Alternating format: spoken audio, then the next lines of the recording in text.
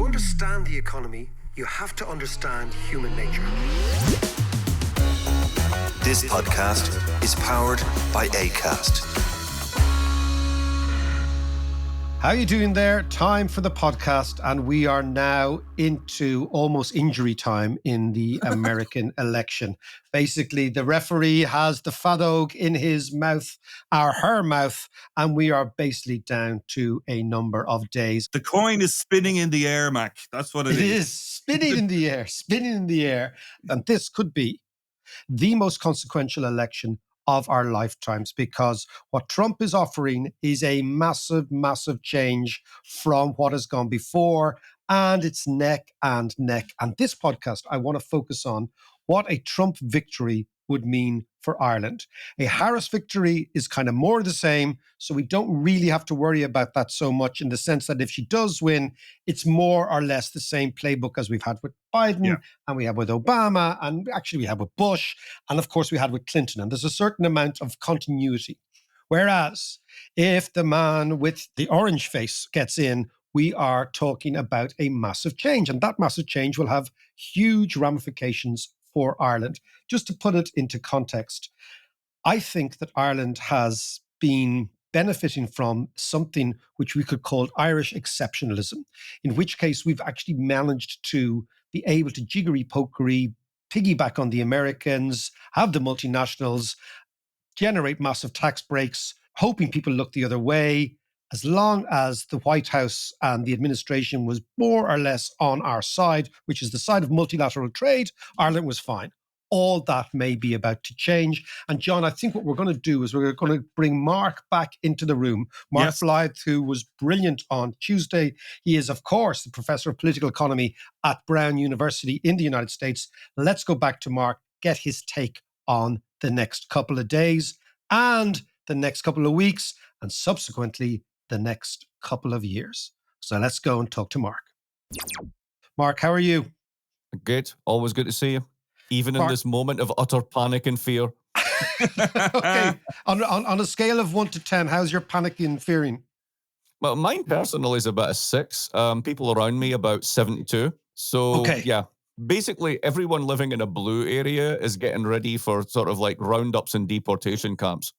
Are you serious? Are people actually that worried? They actually think this is going to happen. I don't think that. I want to be clear. I don't think that's going to happen. But yeah, the sort of like the fear. Once you get polarization this deep, and once you get sort of rhetoric of like, you know, this person is a fascist, and on the other side, this person is a malignant, and they're the enemy within, and all the rest of it, it's a short step for people to begin to imagine the worst of their neighbors. So what you're saying is there's a deep, deep sense that this could get much worse, much quicker if Trump gets in. Yes. Or even if Trump doesn't get in. So work this one with me, right? So imagine which part of the United States has the most guns? The blue bits or the red bits? I presume the red bits. And which bit are the most sort of paramilitary active? The red bits. And what happens if the tribune of the red side doesn't win? There is a sort of militia-style movement in the red zone. Far more like, I mean, basically, if it's the other way around with the Democrats, then there'll be sort of like a whole bunch of sort of like vegan yogurt chucked at someone. But on the other sides, you know, could get a little spicy. So yes, there's definite concerns about this. My bet on this is it's not going to be resolved until January. Yeah. Why do you think? Because it's going to be incredibly small margins, right? Adam Tooze did a brilliant post on this. I'm just going to riff off of what Adam said with full credit. This election is going to be decided by 0.1% of the population in 6 states. And the math basically goes, win Pennsylvania and 1 more, you've got it. Or win all the others and don't win Pennsylvania, you've got it. When you average out voters from Arizona to Pennsylvania, there is no average. They're completely heterogeneous. So the notion of like, you know, a median voter that the pollsters can pick up on is complete rubbish to start with. The most rich of those in terms of economic growth over the past 4 years have been Arizona, yet Arizona is the most Trumpy, right? We can say that anybody who's actually projecting anything into the polls, because everything is within the margin of error, is making it up. Nobody knows what's going to happen. So let's imagine you get a very narrow victory for either side. It is going to be extra legally contested. It's going to be legally contested. It's going to be tied up in the courts. If you have, particularly on the Republican side, electors, the people who are meant to go to the Electoral College, they're all meant to basically do the whole thing, get ratified, go to the Electoral College, right? Two things to note here. Number one, who's the person who ratifies the election? The vice president. Oh, there's an interesting one, right? That's why Pence got so much crap last time, remember, right? And then the second one is the Electoral College. You actually go there. It's a thing. You go meet. What happens if the electors in the red states say, we don't believe the vote, we're not going? What if there's a strike of electors? You have a constitutional crisis. At what point does the Supreme Court step in? This is like terror we have never set upon. We do not know what this land looks like. So I think this is deeply uncertain and is going to take quite some time to be resolved. And of course, the Supreme Court is very much in the Trump camp at the moment. It is, but at the same time, Roberts in particular is aware of that fact and wants to basically make sure that put it this way, if there's a straight line vote and ultimately the Republicans are handed power and you get a very radical form of Trumpism actually governing with the back of the Supreme Court, any bet that the institutions are neutral is off. Right? That's the Supreme Court done at that point in time. And Roberts, the Chief Justice, is very aware of that. So, Mark, what does a radical form of Trumpism look like? So three things. The first one, and this is much pertaining to Ireland, is this attempt to bring American capital back home. And people didn't notice this, but Trump issued an executive order at the end of this first term where he said to American capital abroad, like the Apples and everyone, you will de-engage from China and come home. And everyone went, that's not happening, right? And he was on his way out anyway, so nobody cared. They care this time. The whole logic behind tariffs, David, is simple. I can't actually get you to repatriate your capital and invest it in America and basically stop the lives of working classes going down the drain. So what we're going to do to make America great again is going to have tariffs. And that means that if you're making your stuff in China, if you're an American company, you're screwed. And that's what happened. They all went to China. Now I'm going to bring them back by having these huge tariffs. Now, is that going to increase prices? Yes, it is. But what it's also going to do is make companies invest much more in productivity enhancement, because otherwise they won't be able to afford to make anything and won't be able to pay the wages. So if they manage to do that and you increase productivity and you get higher wages and we've got a large internal market, stuff the rest of the world. They're the ones that are dependent on us because they all do exports. We're the only one doing the imports. If we stop that, the power is with us rather than there. So there's a logic behind this. I'm not saying it's going to work. It's going to be painless. No, but there is a logic. There is a logic. There is a strong logic there, right? The second one is mass deportations. This is the weakness of the political center and left in every country that I can think of in a democracy. They're unable to talk about immigration, but the population does, and the population cares. And the population doesn't have center-left preferences on this and never has. So what Trump does is just weaponize what is lying there, if you will, in the body politic, which is a great deal of unease about sort of multiculturalism, a great deal of unease about mass immigration, what it does to housing, etc. If you look at the Trump ads in Pennsylvania, they basically bang on two things, migration and inflation. And how do you link the two? All these immigrants coming in, they're pushing up the cost of housing, right? Yeah. So you tell that story. So for the first time ever, American populations, if you look at the surveys, think mass deportations are like a thing. Now, of course, we're all outraged about this. Forgetting, of course, that deporter-in-chief was Obama, who deported 1 million people a year in the 8 years of his presidency. So Trump is promising to deport 12 million people. That would only be like 1/3 more than Obama managed. So we've got form on this one. So tariffs up. Yep. Mass deportations, yeah. Is that going to have really terrible knock-on effects on everything from housing starts to elder care to nursing to cooks and restaurants to the hospitality industry to the meatpacking industry? Yes. And they go, we'll absorb the shock because this is what we want our indigenous white population to do. And it is very much that is the sort of the politics of it. And a third one would be, if anybody gets out of line on this one, I'll call the Insurrection Act and I'll bring the military out on you. Wow. Yeah. So radical Trumpism does look like something in terms of where America has been up until now. So what we've been used to. Yeah. So what we've been used to in the last 40 years, this is a massive jump. Totally is. And it's a popular jump. It's a popular jump in the sense that 1/3 of the country is completely in his pocket. And then there's another 10 to 20% that can't actually get on board with certain aspects of this. But we'll see how strong it is. I mean, I can imagine that logic I just ran you through about tariffs working over a 10 to 15-year period, even a 10-year period, right? That's 2 electoral cycles. In the short term, is it likely that these things are going to massively increase costs and re-increase inflation? Yes. Does Trump survive 2 years of his base basically going, you said you'd make things better and now chicken costs $10 a pound? We'll see. Yeah, but Mark, there's something else going on here, which is that when you look at economics and politics and the big super cycles of ideas, and you and I have lived through at least two of these super cycles, right? Yep. That what starts as a kind of a radical idea, you think about Reaganism. Reaganism looked, smelt, felt very different from what went before. Everything all the way back to Truman. And Reaganism has really been the dominant philosophy of the United States for the last 40 years. Both left, right, Republican, Democrat, they all coalesced around its main ideas. Absolutely. Trumpism could be exactly the same.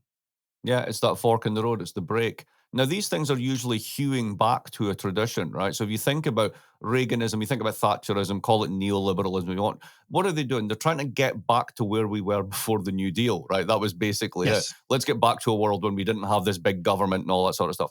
What you've got with Trump is something that's actually an even bigger reversion, which is, let's get back to the 19th century. And here's what I mean by this. The United States had the highest tariffs in the world for the whole of the 19th century. Free trade was something the United States stumbled into after World War II. Our traditional way of you're managing... right. And isolationism is a serious strain of American body politic. You got it. And how do you protect the working class? You protect them from foreign competition. Then you deregulate everything, so you have hyper-competitive markets. And that way, labor is actually priced at its quote-unquote contribution, right? And that way, everybody's getting a quote-unquote fair deal. It's a very much a 19th century imaginary for a 21st century economy. And that begs its own questions. So in the 19th century, Ireland's relationship with America was very simple. We exported people to blend with their capital to give people a better chance of life, okay? Yes. The last 40 years, and the reason I talk about the 40-year super cycle is the last 40 years, Ireland has been playing a very, very clever game, which is that the Americans needed, in the same way as they need military bases, they need economic bases. Yes. And Ireland is kind of the Guam of the European Union. It's American base, right? Yeah. But that was predicated on the Yanks having this slightly liberal, not so much neoliberal, liberal idea, World Trade Organization, global institutions, global policeman, not only not isolation, but fully engaged in the world, right? And they decided to kind of turn a blind eye to some of the jiggery pokery that the paddies were at. What does Trump 2.0 do to that world? So let's dial back a bit from what I said. I said that as if it's all one coherent plan ready to go. It's not. The thing about Trump and Trumpism is that it's very much about the people around him. It's not so much a coherent political movement as a whole bunch of people like the guys who write this thing called Project 2025, and then that falls out of favor. They're checked out. There's Steve Miller, who basically is the immigration guy. He's been in there all the time. It's this really sort of mixed up mishmash of people and ideas. It's not clear which bits are going to get out and become the real thing. So let's imagine this with Ireland. How does it relate to Ireland? Imagine that they're serious about getting American companies to come back home. Yeah. So how does that affect Ireland? Well, not directly, because you're not doing the manufacturing. But what you are doing is collecting the dividends. What you are doing is collecting the IP. What you are doing is enabling a large degree of tax dodging, if I may put it that way, by American corporates. Question, does Trump actually care about that? He cares about factories to the extent that he cares about that. He cares about possibly creating jobs. He cares about that sort of stuff. Is that actually inimical to Apple basically banging a bunch of its profits in Ireland? I'm not sure that it is. Think about his relationship with Musk. So what does Musk get out of all of this, right? Apart from like the hatred of every liberal Tesla owner, right? Well, he gets two things. Number one, he keeps Trump on his own platform so he doesn't swamp X, right? Number one, he keeps that firewall. Yep. Second thing he gets, he's going to get autonomous driving. And he's not going to get a ban on green vehicles because that would just kill his business model. So it's about being in proximity to Trump, being useful to Trump, determines the type of policies that I think you're going to get out of this. I think a lot of the tech people in particular who are advantageous to Ireland and its business model will very much be saying, yeah, you want to punish the Germans for cars. Yeah, you want to keep the Chinese out. Don't look at Ireland. Just don't look at Ireland. It's fine. You don't have to worry about Ireland. We like Ireland. They're white people too. It's all good. That's good. Okay, that's great. We're fine. That's the end of the podcast. I mean, to a certain extent. But just before you go, because John and I we're going to chit chat about this in a couple of minutes. But just before you go, you think, because what has always amazed me is Ireland's ability to, you hear about French exceptionalism, Yes. German exceptionalism.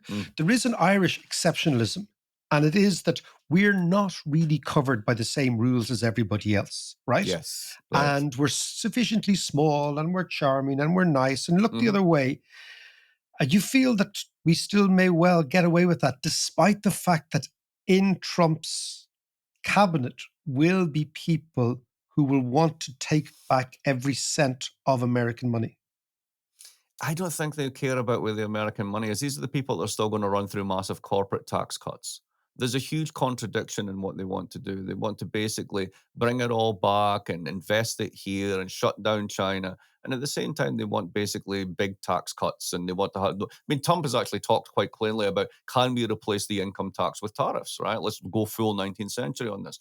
So there's a lot of stuff that's happening at such a level that I do genuinely think that the way that American corporates use Ireland to basically shove around dividends and IP, that's not going to be top of the list, right? Depending on how the shenanigans work out over the first year or two, it may eventually get onto the list, depending on who the heir apparent is and what the policy trajectory is.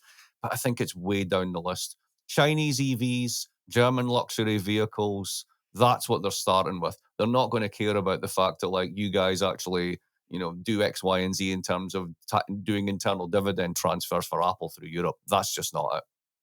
But what about the optics of that? If they just purely for the optics? I think the optics of it, if you had a left wing, imagine you had a sort of like a seriously aggressive Bernie Sanders administration. I know that's hard to put in your head, right? But I can imagine him focusing on those optics because he actually gives a shit about things like global tax justice. So Yes. the people who would care about that are all on the left. They're not in Trump's camp, right? At the end of the day, it's one of these things whereby it's like, what's in your investment portfolio? So, loads of people who, for example, care about, let's say the green transition. Look inside your own investment portfolio, you probably find you got oil and gas stocks, right? Yeah, everybody's a little bit less consistent than they seem. Yeah, a couple of Marlboro stocks and Gallagher's tobacco and all that good stuff. All the good stuff. Exactly. Listen, Mark, it is always a pleasure to talk to you. We've taken loads of your time, but it's been really worthwhile. And listen, thanks for being so generous. And I know I was speaking on behalf of the listeners. It's been a wonderful 2 podcasts, one on Scotland and now one on the States and Trump. John and I will come back after the break and discuss Trump and what I think could still be a very tricky set of negotiations for Ireland. But before you go, listen, Mark, thank you very much. And I'll see you at Dalkey, I believe. Yes, I'll definitely be at Dalkey. Unfortunately, can't be at Kilconomics. I'll just tell you about the rest of my day because I'm about to have an incredible American day. Are you ready for the American day? Shoot. Right. Yeah. After this, I take my Chinese car, Volvo, to the garage to get fixed because I broke the wing mirror yesterday because I'm in Egypt, right? After that, I'm going to join the Rhode Island Everton Supporters Club to watch Everton lose at football again and get a sweatshirt from them, which has got our logo on it, right? And then the third thing I'm going to do is my wife and I are going to go and pick up new shotguns. What? I knew you were waiting. I was waiting for that. We are picking up new shotguns. Just in time for the election. By the way, hold on, your German wife. My German wife is picking up a 410 and I'm picking up an over-under 12 bore. We like to go shooting on the weekends. And this is nothing to do with home defense in case the election goes south. I just like the listeners to know. Who you shoot, Republicans or Democrats? Usually small pieces of clay. Mark, I love it. I love it. From Everton, I hope next time we talk that you've got a MAGA cap on, you're talking NASCAR, you're out there at the shooting range, and all is good in the world. Exactly. I look forward to that moment as well. Cheers, Mark. Bye.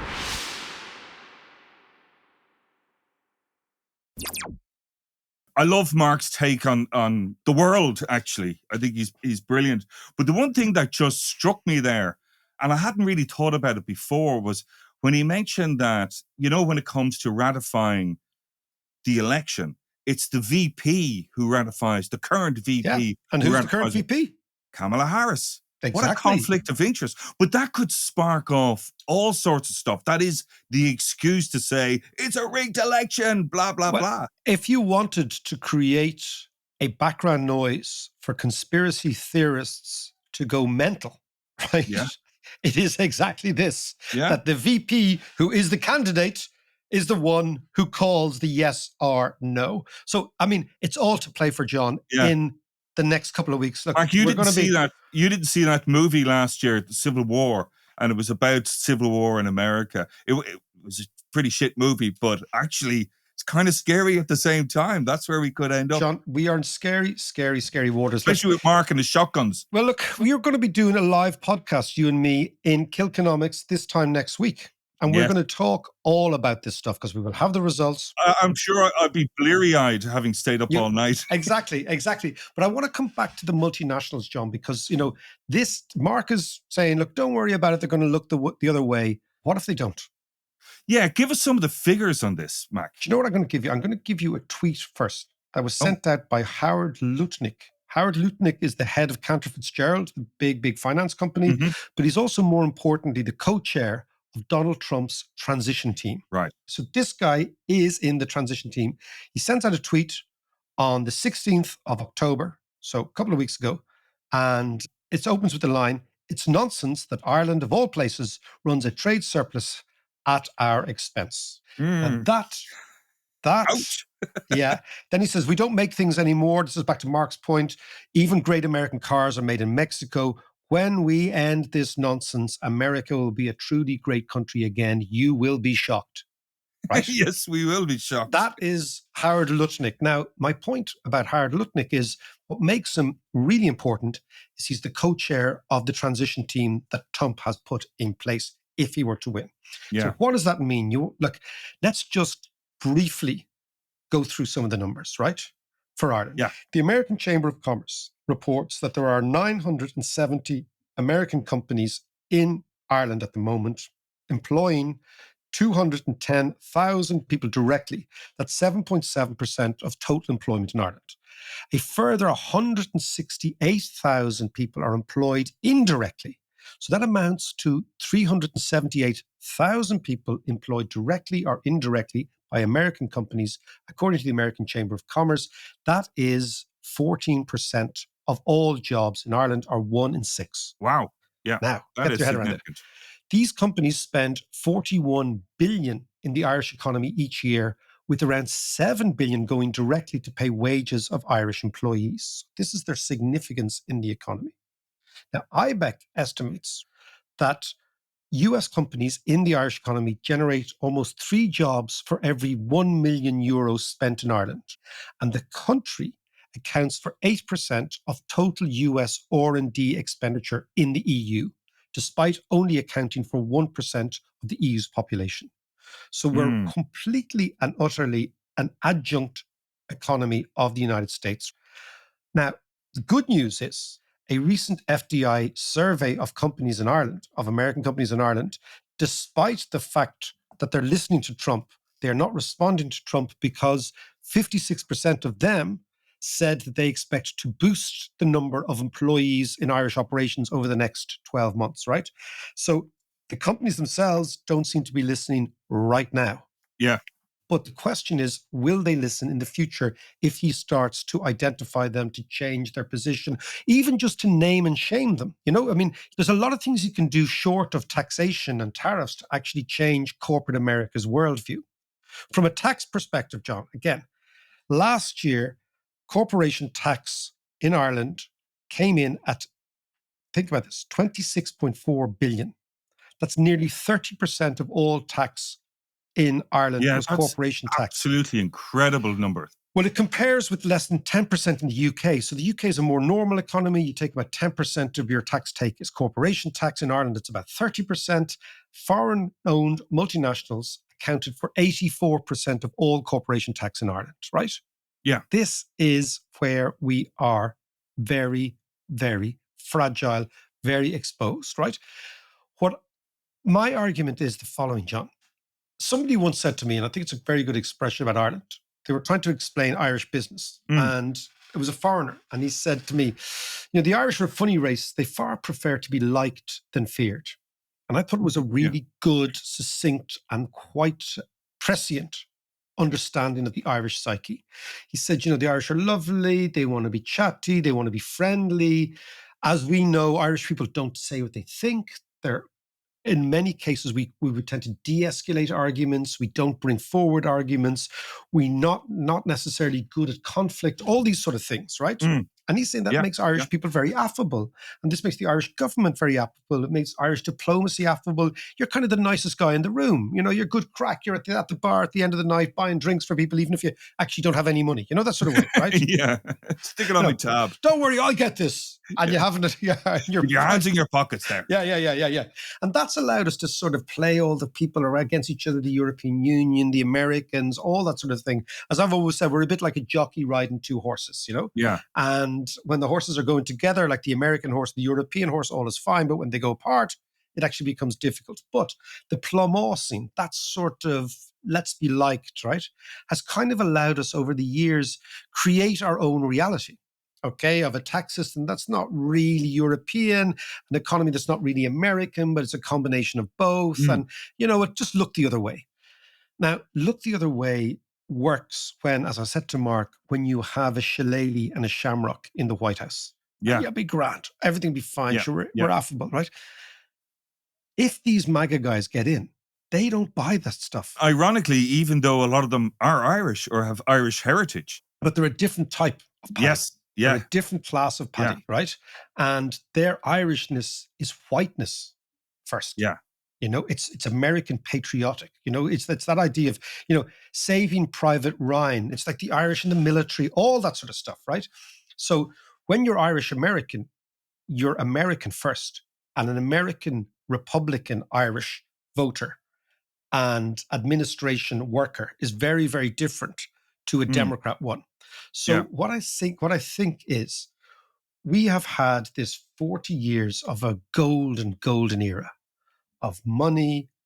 You remember we talked about in the last podcast, John, where are the big projects? Yes. Where's the big ambition, right? Yeah. We have the money, right? You think Ireland is one of the wealthiest countries in Europe on paper. You have a massive budget surplus. You have you have 13 billion of Apple money just sitting there, and yet Dublin City, certain parts of it are falling down. This is all about, back to your idea of Scotland in the 19th century, where is the ambition? Yeah. And if there isn't the ambition, can you imagine what might happen if the MAGA guys get into control?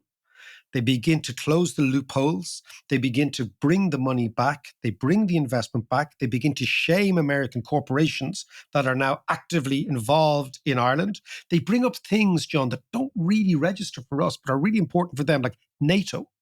Who's paying for Ireland's defense? Britain is paying for Ireland's defense. Who's paying for Britain's defense? NATO is paying for it. Who's paying for NATO? The Yanks.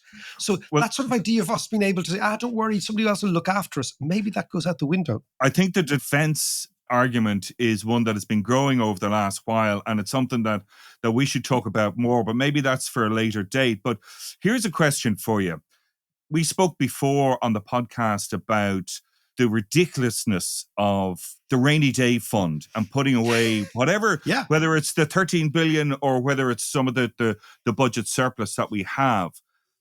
Maybe that's not such a bad idea, given the fact that if this is the end of Ireland's golden era and then we lose some of these multinationals. I think that the rainy day fund is a silly idea for the very reason that the only way in which you can compete on non-tax basis and say to the Americans, stay here. Yes, we know that Trump is saying this, that, and the other, but we're going to give you a package of deals which is so attractive that at least some of your business stays here, is if we have transport infrastructure that works, if we have lifestyle that is commensurate with our wealth, if the cost of housing comes down, if the cities are livable in, if the country is the best country it possibly can be today, there's no point in saying we want to be the best the country can possibly be, but we want to do that. We want that tomorrow. not Yeah. today, or next year, or 5 years' time. That's the logic of the rating day fund. We need to, in some way, say, this is a one-off chance. Let's go and actually use it and create something brilliant. Well, that's what I was going to say. I mean, that's even more of a stronger argument to actually put that surplus and the 13 billion into new industries, into innovation, something that we can build up that's indigenous, that can replace the multinationals if and when they go. Money sitting on deposit is exactly that. It's useless. Yeah. Money put to work is where the magic happens. Let's put it to work. And John, you and I will be discussing this live in Kilconomics next weekend. Excellent. He says with a big gulp. All right, we'll talk to you Tuesday.